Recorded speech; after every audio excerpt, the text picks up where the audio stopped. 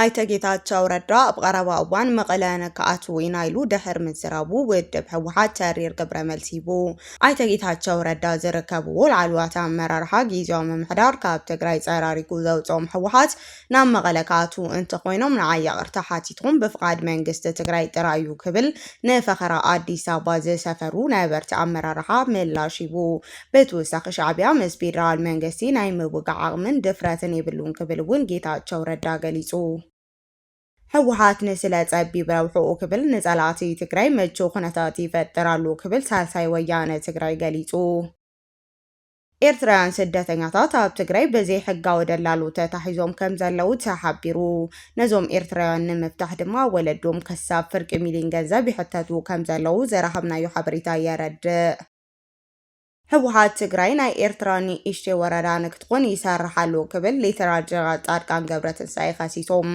መራሕቲ ህወሓት ምስ ናይ ኤርትራ መራሕቲ ከም ከተማ ኣክሱም መቐለ ይራኸቡ ከም ዘለው ምስ መራሕቲ ፋኖ ሓዊሱ ምስ ናይ ቤንሻንጉል ተቃውምቲ እውን ጽኑዕ ርክብ ከም ዘለዎ ተረጋጊጹሎ። ሓማስ ነቲ በእስራኤል ዝተቐተለ ኣዛዚ ነበር እዝ ንምትካእ ሓድሽ ኣዛዚ ሸይሙ። ዩክሬን ኣብ ሓደ መዓልቲ ብልዕሊ 500 ድሮናት ብ22 ሚሳይላት ከም ዝተደብደበት ፕሬዝዳንት እታ ሃገር ገሊጹ።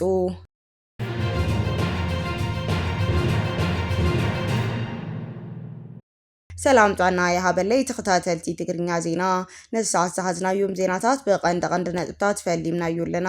ንሰናይ መከታተልኩም ብኽብሪ ብምዕዳም ናብ ዝርዝሮም ክነስክረኩም።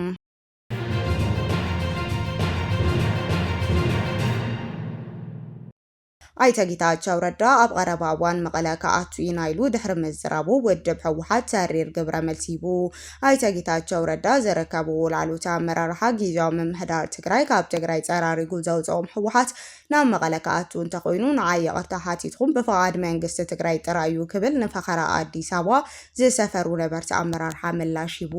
ኣብ ዝቐረባ መዓልትታት ኣብ ኣዲስ ኣበባ ዝተመስረተ ቤት ምክሪ ሰላም ለውጢ ትግራይ ኣብ ዝተባሃለ መድረኽ ኣይተ ጌታቸው ረዳ ዝተገበረ መድረኽ ኣብ ፖለቲካ ትግራይ ዓብይ መነጋገሪ ዛዕባ ኮይኑሎ። ኣይተ ጌታቸው ረዳ ኣብ መደርኡ ናብ መቐለ ምምላስ ዘይተርፍ ናይ ቀረባ ግዜ ጉዳይ ምዃኑ ብሙሉእ እምነት ብምግላጽ ኣብ ሓፂር እዋን ናብ መቐለ ከም እናኣቱ ኣብ ውሽጢ ምንም ዓይነት ጥርጣሬ የብለይን ብምባል እቲ ሓይሊ ንዋና ከተማ መቐለ ዳግማይ ንምቁፅጻር ይሰርሕ ከም ዘሎ ኣዊጁ ነይሩ። እንተኾነ ግን ነዚ ናይ ኣይተ ጌታቸው ረዳ ናይ ልበ ሙሉእነት መግለፂ ስዒቡ ካብ ወሃቢ ቃል ውድብ ህወሓት ኣይተ ሚካኤል ኣስገዶም ዝተውሃበ ምላሽ ስዒቡ ድማ እቲ ነገር ንክጋደድ ገይርዎሎ። እቲ ኣፈኛ ነዚ ተግባር እዚ ናይ ብሄር ክሕደት ጠሪዙ ናይ ጭንቀቶም መግለፂ ክብል ብጽኑዕ ኮኒንዎ። ኣይተ ሚካኤል ኣስገዶም ኣብ ዝሃቦ ምላሽ ኣብ ልዕሊ ኣይተ ጌታቸው ረዳ ዝረአ ዘሎ ኩነታት ካብ ውሽጣዊ ዘይምርጋዕን ናይ ህሊና ወቀሳን ዝነቐለ ምዃኑ ገሊጹ። ብለይቲ ኣብ ዝደቀሰሉ ተሓልሙ ድሕሪኡ ናብ መቐለ ገዛውቲ ይርአየካ በቲ እዋን እቲ ከዲእኻ ክሕደት ፈፂምካ ናብ ኣዲስ ኣበባ ዝመጻኻ ምዃንካ ዳግማይ ትዝክሮ ሽዑ ህሊናኻ ይወቕሰካ ከም ዘባዕባዕ ትብል ክብል ድማ ኣብ ጥዕና ኣይተ ጌታቸው ረዳ ተላጊጹ። ኣፈኛ እቲ ውድብ ብምቕጻል ጽባሕ መጻኹም ንድሕር ጽባሕ መጻኹም እንዳበልካ ትፍክር ትእውጅን ኣለኻ። እዚ ግን ኣይሳኻዓኒ ድሕሪ ምባል ካብዚ ሓሊፎም ድማ ሓዊ መብረቕን ነጎድጓድን ክሕግዝዎ ናብ ምምህላል ከም ዝተሳገሩ ገሊጹ። እዚ ኩነታት እዚ ናይ ዝተረበሸ ህይወት ናይ ዝበኸነ መንነት ኣብ ሓደጋ ዝወደቐ ህልውና መግለጽ ምዃኑ ኣረዲኡ። ናብ መቐለ ምእታው ዝከኣል ብወግዓዊ የቕሬታ ብፍቃድ መንግስቲ ትግራይ ጥራይ ምዃኑ ኣፈኛ ህወሓት ኣይተ ሚካኤል ኣስገዶም ገሊጹ።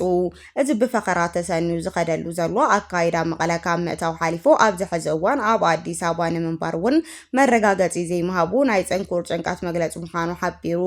ኣብዚ ኣብ ኣዲስ ኣበባ ዝተጣየሸ ሓድሽ ካውንስል ዝተረኸበ ጌታቸው ረዳ ብርከት ዝበሉ ጉዳያት ዘለዓለ ኮይኑ ሻዕብያ ምስ ፌደራል መንግስቲ ናይ ምውጋዕ ዓቕሚ ድፍረት የብሉን ክብል እውን ገሊጹ ነይሩ።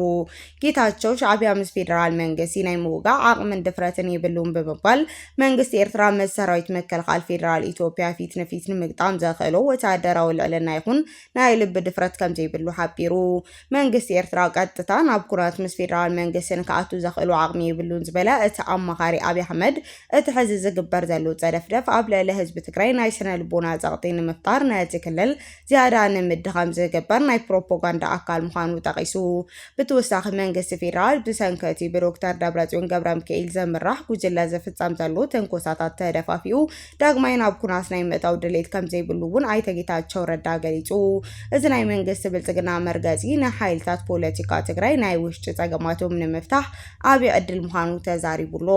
ኣይተ ጌታቸው ረዳ ኣብ ተመራኽ ከም ዘበድሆን ኣይቲ ደብረጽዮን ጉጅለ ዝፍጽሞ ዘሎ ጉሉእ ትንኮሳታት ናብ ኩናት ከምርሑ ዝኽእሉ እኳ ትኾኑ መንግስቲ ፌደራል ግን ብትዕግስቲ ንምሕላፍ ምውሳኑ ዝነኣድዩ እቲ ቀዳማይ ሚኒስቴር ናብ ኩናት ናብ ምእታው ድሌት የብሉን ዝበላ ኣይተ ጌታቸው እቲ ኩናታት ዕድመ ናይቲ ደብረጽዮን ጉጅለ ንምሕጻር ኣብ ትግራይ ሰላማዊ ለውጢ ንምምጻእ መገዲ ዝኸፍት እዩ ክብል ተሰሚዑሎ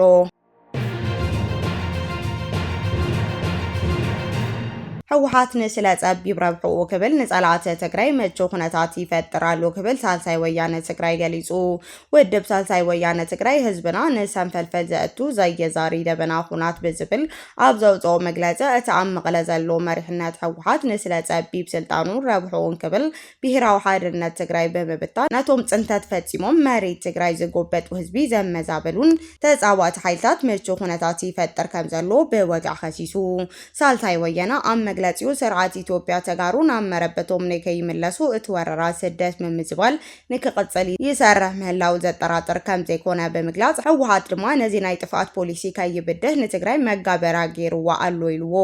እቲ ትማሊ ይኹን ሎሚ ትግራይ ካብ ምድኻም ቦኺሩ ዘይፈልጥ ዕጡቕ ሓይሊ ህወሓት ብሰንኪ ዘካይዶ ዘሎ ናይ ጥፍኣት ስራሕቲ ኣብዚ ሕዚ እዋን ኣብ ትግራይ ከበድቲ ጸገማት ከም ዝተፈጠሩ ገሊጹ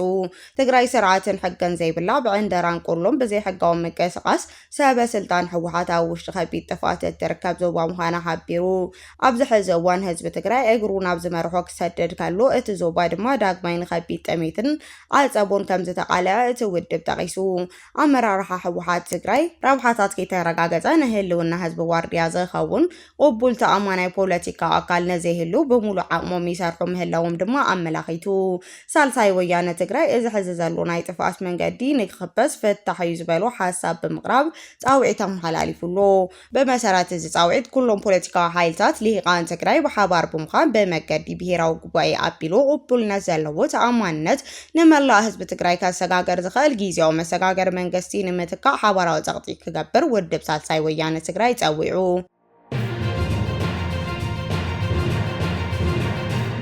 ኤርትራውያን ስደተኛታት ኣብ ትግራይ ብዘይ ሕጋዊ ደላሎ ተታሒዞም ከም ዘለዉ ተሓቢሩ ነዞም ኤርትራውያን ንምፍታሕ ድማ ወለዶም ክሳብ ፍርቂ ሚልዮን ገንዘብ ይሕተቱ ከም ዘለዉ ዝረኸብናዮ ሓበሬታ የርድእ ኣብ ትግራይ ዘሎ ዘይ ሕጋዊ ምስጋር ሰባት ምእካብ ሃብቲ ናብ ዝኸፍአ ደረጃ ተሰጋጊሩ ከም ዘሎ መረዳእታ ይወፁ ኣለዉ ኣብ ትግራይ ላዕለዎት ሓለፍቲ ጸጥታ ፖለቲካዊ ስልጣኖም ብምጥቃም ዘተዋፈሩ ዘይ ሕጋዊ ናይ ሰባት ዝውውር ናይ ስድራ ቤት ምጭዋይ መርበብ ከም ዘሎ ብምጽብጻብና ዝዝከር ኮይኑ ሕዚ ድማ እዚ ተግባር እዚ ናብ ዝተፈላለዩ ወረዳታት ትግራይ እንዳሰፍሐ ይኸይድ ከም ዘሎ ሓድሽ ሓበሬታ ቃሊዑ ብመሰረት ዝረኸብናዮ ሓበሬታ ኣብ ዝቐረበ እዋን ኣብ ወረዳ ደውጋዕ ተንቤን ክልተ ደቂ ኣንስትዮ ኤርትራውያን ስደተኛታት ከም ዝተዓገታ ንምልቃቕ ድማ ካብ ቤተሰባ ክሳብ ፍርቂ ሚልዮን ገንዘብ ተሓቲቱ ከም ዘሎ ተፈሊጡሎ እዚ ተግባር እዚ ምስቲ ቅድሚ ሕዚ ብዕላማ ምስጋር ሰባት ዝተዘርግሐ ሚስጥራዊ ሰነዳት ናይ ድምፂ መርትዖታት ዝተኣሳሰረ ምዃኑ እንዳተገለጸ ይርከብ እዚ ኣብ ወረዳ ደውጋዕ ተንቤን ተፈጺሙ ዘሎ ናይ ጨዋ ተግባር እዚ ኣብ ቀረባ እዋን ካብ ላዕለዎት ናይ ጸጥታ ኣዘዝቲ ጀሚሩ ክሳብ ናይ ፖለቲካ ኣፈኛታት ዝተዘርግሐ ናይ ገበን መርበብ ከም ዘሎ ዘቃልዕ እዩ ብፍላይ ድማ ኣብ ትግራይ ዘለዉ ፖለቲካዊ መርሕነት ኣዘዝትን ስልጣኖም መሓውር ፖሊሲ ተጠቒሞም ነዚ ዘይሕጋዊ ምስጋር ሰባት ጨወያን ጽላል ብምሃብ ከቢድ ሃብቲ ከም ዘኻዕበቱ ዝሕብሩ ናይ ባንኪ ደረሰኛት ናይ ድምፂ ቅድሓት ምውፅኦም ዝዝከር እዩ እቲ ኣብ ባይታ ዘሎ ናይ ስደተኛ ዜጋ ተስቃይ ብናይ ውድብ ህወሓት ኣፈኛ ከም ኣረጋይ ገብረ ክርስቶስ ጎዲፋይ ጥላሁን ዝበሉ ብሽም ጽምዶ ብዝተመስረተ ናይ ገበን ኔትወርክ ብፖለቲካ ፕሮፓጋንዳ ክሽፈን ከም ዝጸንሐ ዜጋታት ኣቃሊዖም ነይሮም እዮም እቲ ኣብ ደውጋዕ ተንቤን ተታሒዘን ዘለዋ ክልተ ኤርትራውያን ንምልቃቕ ዝተሓተተ ፍርቂ ሚልዮን ገንዘብ ምስቲ ቅድሚ ሕዚ ዝረኸብናዮ ናይ ባንኪ መርትዖ ዝተኣሳሰረ እዩ መንግስቲ ኣሜሪካ ኣብ ኢትዮጵያ ንዝርከቡ ቀንዲ ኣዘዋወርቲ ደቂ ሰባት ዝበሎም ገበነኛታት ሽም ዘርዘር ንመንግስቲ ኢትዮጵያ ከም ዘረከበ ዝዝከር እዩ እዞም ብባንኪ ኣካውንቶም ክትትል ክገበረሎም ዝጸንሐ ውልቀ ሰባት መብዛሕትኦም ኣብ ክልል ትግራይ ዝንቀሳቐሱ ምዃኖም ኣሜሪካ ገሊጻ ምንባራ ዝፍለጥ ኮይኑ ነዚ ክስ ኣሜሪካ ዘራጉድ መርትዖ ድማ ካብ ትግራይ እንዳወጻ ይርከብ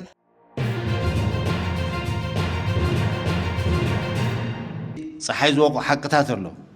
ምስ ናይ ኤርትራ መራሕቲ ኣብ ኣክሱም ኣብ መቐለ ይማየጡ ናይ ፋኖ መራሕቲ ናይ ዝረኸብዎ መራሒ በቤኒሻንጉል ተቃውሞ ይውደሉ ተተባሂሉ ንዓና መቀለ እምዘሉ ቀረባ ጊዜ ትማልዲ በቅርት ማለት ሰምዖ ዝነበርኩ ከዚ ናይ ቅማንትስ ናይ ቤኒሻንጉልስ ናይ ሱዳንስ ናይ ኤርትራስ ናይ ግዛዕስ ሓይሊ ኣኻኺቦም ንኹናት ክዳሉ እዮም ዝንቀሳቐሱ ዘለዉ ዝኦንሊ መድሓኒኦም ኩናት ተፈጢሩ ዕግርግርታ ተፈጢሩ እዩ ካሊ መድሓኒ የብሎም ዝገበሮ ወንጀል ብምሉኡ ምናልባት ክኽወል ዝኽእል ዕግርግርታ ተፈጢሩ ጥራሕ እዩ ዝገብሮ ዘሎ ኣጀንዳ ንህዝቢ ትግራይ ዝፀገም እዚ ክንፈትሕ ኢና ካብ ፀገም እዚ ክነቃልል ኢና ዝብል ኣይኮነን ኣብቲ ቅድም ኢለ ዝገለጽክዎ ዓለማዊ ኩነታት እውን ናበይ እዩ ዝወስደና ኣብ ምንታይ ኢና ንኣቱ ዝብል ንኡ ዘመላኽት ነገር የለን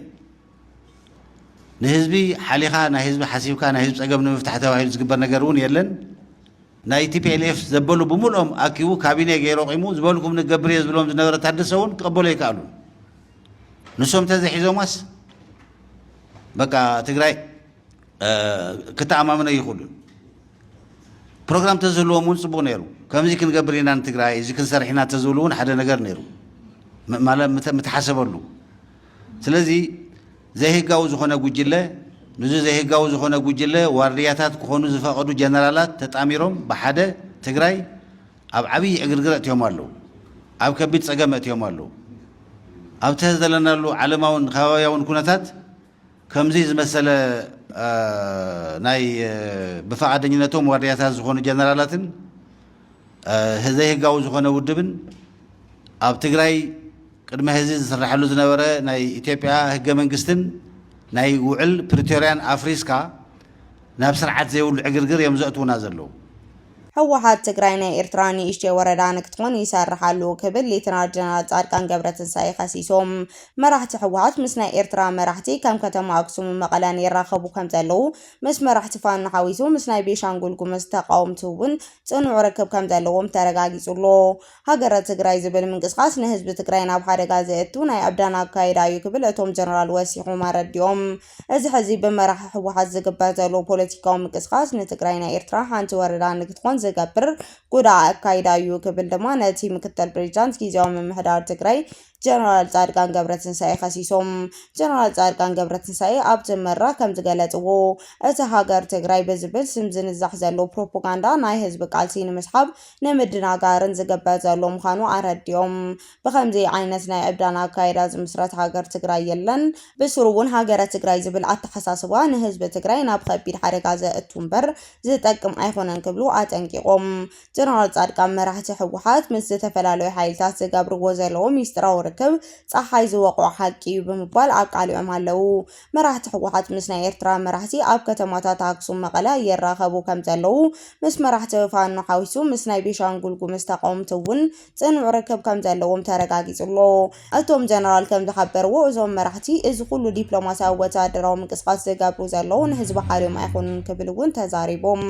ኣመራርሓ ህወሓት ኣብቲ ዞባ ሓድሽ ኩናት ዕግርግር ብምፍጣር ዓርሶም ካብቲ ዝጽበይዎ ዘሎ ታሪካዊ ሕጋዊ ተሓታትነት ንምምላጥ ዝጥቀሙሉ ዘለው ስትራቴጂካዊ ምዃኑ ጀነራል ጻድቃን ገብረትንሳኤ ኣተሓሳሲቦም ሐማስ ነቲ በእስራኤል ዝተቀተለ አዛዚ ነበር እዝኒ ምትካእ ሓድሽ አዛዚ ሽሙ ዕጡቅ ኃይሊ ሐማስ ንመሐመድ ኦዶ ሓድሽ አዛዚ ወታደራዊ ሰራዊት ገይሩ ከም ዝሾሞ ማእኸን ዜና ኣሻሪ ቃልዋሳት ሓቢሩ እዚ ሹመት ዝተውሃወ እስራኤል ነቲ ኣብ ልዕሊ ጋዛ ብዘካይደቶ ናይ ኣየር መጥቃዕቲ ዝተቀተለ አዛዚ ነበር ኢዝ አልዲን አልሃዳድ ንምትካእ ምዃኑ ተገሊጹሎ መሐመድ ኦዶ ቅድሚ ሕዚ ናይቲ ጉጅለ ወታደራዊ ስለያ ክፍሊ ዝመርሕ ዝነበረ ምዃኑ ተገሊጹ ንነዊሕ እዋን ናይ ቀረባ ተሓባበርቲ እቲ ዝተቀተለ አዛዚ አልሃድድ ኮይኑ ከገልግል ዝጸንሐ እዚ መራሒ ካብቶም ብህይወት ዝተረፉ ውሑዳት ላዕለዎት ወታደራት ኣዘዝቲ ሐማስ ሓደ ምዃኑ ይንገረሉ እዚ ሓድሽ ናይ መሪሕነት ምቕያር ምዕባለ ዝረአ ዘሎ ኣብ መወዳእታ ዓመት 2025 ኣብ መንጎ እስራኤልን ሐማስን ዝተበጽሐ ስምምዕነት ተኩሲ ደው ምባል ከበድቲ ብድሆታት ምስሓብ ኣብ ዝገጥመሉ ዘሎ ጽንኩር እዋን ምዃኑ ተሓቢሩሎ እዚ ሹመት እዚ ነቲ ኣብ ጋዛ ዘሎ ወታደራዊ ኣሰላልፋ ሐማስ በኸመይ ከም ዝቀይሮ እስራኤል በትኩረት ትከታተሉ ከም ዘላ ተሓቢሩ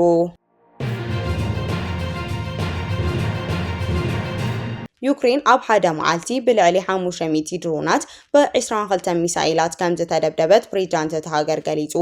ፕሬዝዳንት ዩክሬን ቭላድሚር ዘለንስኪ ካብ ተማሊ ምሸት ጀሚሩ ካብ ወገን ሩስያ ኣዝዩ ከቢድ ሰፊሕ መጥቃዕቲ ከም ዝተፈጸሙ ኣፍሊጡ። እቲ ፕሬዝዳንት ኣብ ናይ ኤክስ ትዊተር ገጹ ኣብ ዘመሓላለፎ መልእኽቲ ሩስያ ኣብ ዓበይቲ ከተማታት ዩክሬን ዘፈጸመቶ መጥቃዕቲ 6 ሰዓት ዝወሰደ ምዃኑ ገሊጹሎ። ከም ኣገላልጻ ዘለንስኪ ሓደ ሚሳኤል ኣብ ናይ ኣፓርትመንት ህንጻ ብምዕላቡ ዓብዪ ጉድኣት ከስዕብ ከሎ ካልኦት ሚሳኤላት ድማ ሲቪላዊ መሰረት ልምዓት ብኸቢድ ኣዕንይዎሎ። እቲ ቀንዲ ሽቶ እቲ መጥቃዕቲ ድማ ኣብ ዞባ ዝርከቡ ናይ ሓይሊ ትካላት ምዃኑ ተሓቢሩ። ፕሬዝዳንት ዘለንስኪ ወሲኹ ከም ዝሓበሩ ኣብ ወደብ ኦዴሳ እውን ብድሮናት ከቢድ መጥቃዕቲ ከም ዝተፈጸመ ገሊጹ።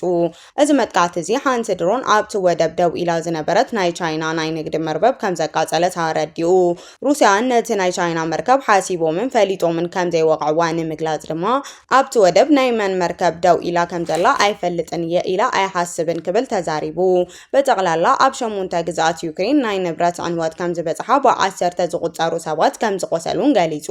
ሩስያ ኣብዚ ናይ ትማሊ ምሸት መጥቃዕቲ 524 ድሮናት 22 ዝተፈላለዩ ናይ ፓሊስቲክ ክሩዛትን ሚሳኤላትን ተጠቂሞም ኣለዉ ክብል እቲ ፕሬዝዳንት ጽሒፉ።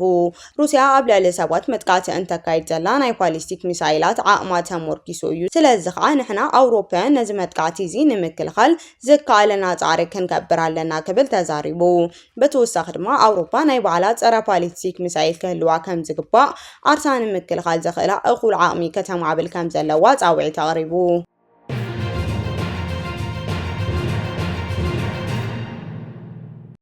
ክቡራትን ፍትዋትን ተኸታተልቲ ዜናታትና ነሳት ዘዳለናዮም ሓደሽቲ ምዕባለታትን እዋናዊ ሓበሬታታትን ኣብ ዘዛዚምና ኣለና። ንምክትታልኩም ነመስግን።